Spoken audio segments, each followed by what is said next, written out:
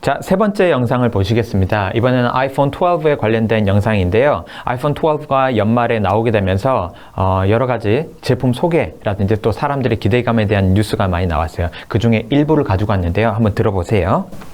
Introducing iPhone 12.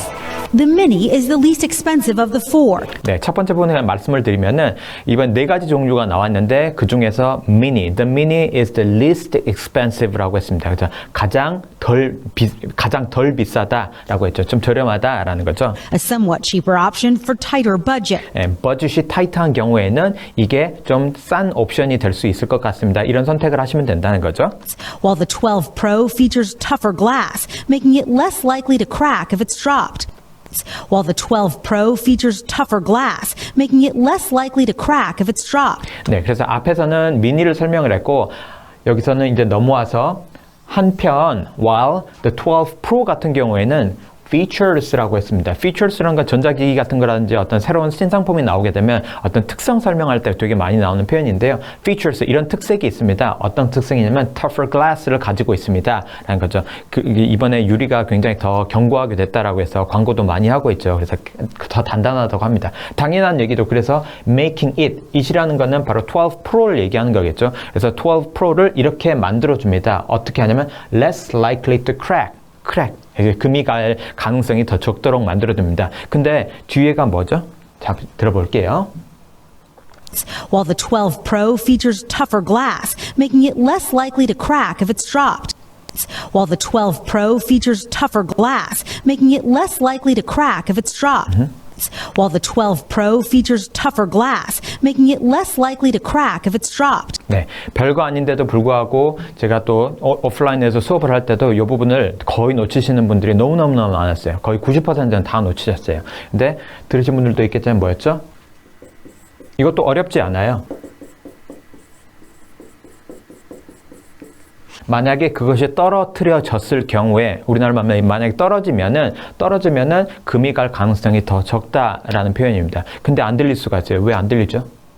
if 이 음절 아니고 if 이음절이에요. if 하면서 이런 식으로 세는 발음이에요. 한 음절 해야 되고 그 다음에 연음이 돼요. if it's dropped, if it's 이런 식으로 발음이 됩니다. 우리가 단어를 다 안다고 해도 들린다는 건 보장이 없어요. 예. 우리는 서로 이렇게 한국인들끼리 더 알아먹는 발음으로 하는 경우가 되게 많거든요. 서로 원어민하고 많이 교류를 안 해보면은 우리식으로 발음을 많이 하게 됩니다. 그래서 연음이 많이 부족한 경우가 너무너무나 많아요. 외국인들이 우리나라 말할 때 조금 이상한 발음 그거랑 똑같아요. 근데 굉장히 심한 거죠. 이렇게 연음을 안 하게 되면은 외국인들이 못 알아먹는 경우가 되게 많아요. 제가 그랬어요. 제가 외국에 가서 사전에 있는 표현들 다 외워가지고 좋은 표현이라고 해서 써먹으면 아무도 못 알아먹는 경우가 되게 많았어요. 예, 예전에 영어 되게 못할 때요.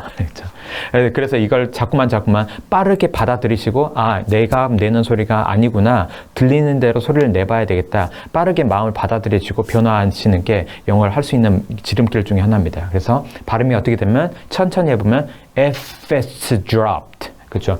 dr이 나오게 되면은 많은 경우에 주같이 돼요. dropped. 빨리 하게 되면은 주같이 나요. 네, 주. 그죠? dropped. 그래. If it's dropped. 네, 빨리 하게 되면 이렇게 됩니다. 그래서 영어 공부를 하시는 분들이 많은 분들이 드라마 같은 경우를 볼 때 자막을 켜놓고 들으시는 분들이 있어요. 그렇게 될 경우에는 만약에 자막이 없었더라면은 이런 경우와 마찬가지로 못 들었을 텐데도 불구하고 자막을 켜놓고 보게 되면은 내가 들었다라고 뭘 하게 되냐면 착각을 하게 될 수가 있습니다.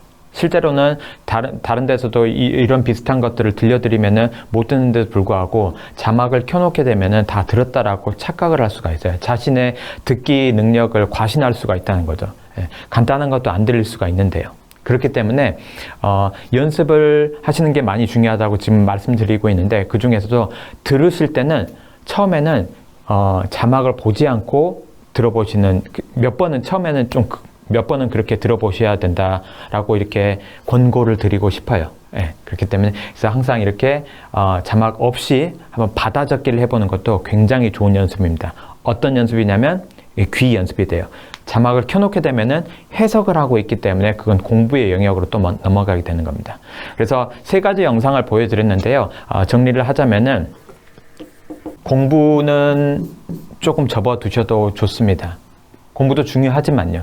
조금 접어두셔도 좋고 훨씬 더 많은 비중을 연습적으로 가져가셔야 된다라고 봅니다. 연습을 하게 되면 어떤 일이 일어나면 공부의 마지막 종착역, 연습의 마지막 종착역이 있는데 어떤 비유를 드려서 설명을 드리자면은 유명한 운동 선수들, 유현진 선수, 메이저리그에서 굉장히 야구 잘하고 있죠. 유현진 선수를 지금 데려다가 코치를 시킨다든지 스포츠 아나운서를 시킨다든지 그런다고 해서 잘한다는 보장은 없잖아요.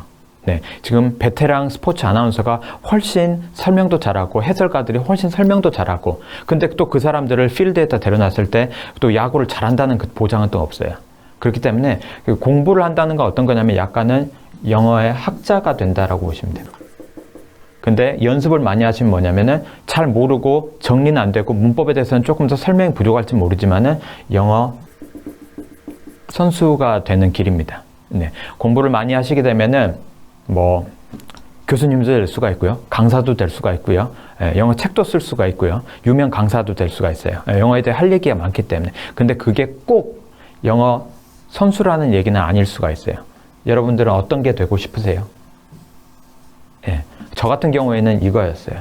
예, 이거였기 때문에 이렇게 연습을 중요시하고 연습을 많이 해가지고 늦은 나이지만 영어를 시작해가지고 통역사를 했다가 지금 이제 강사를 하고 있긴 한데요.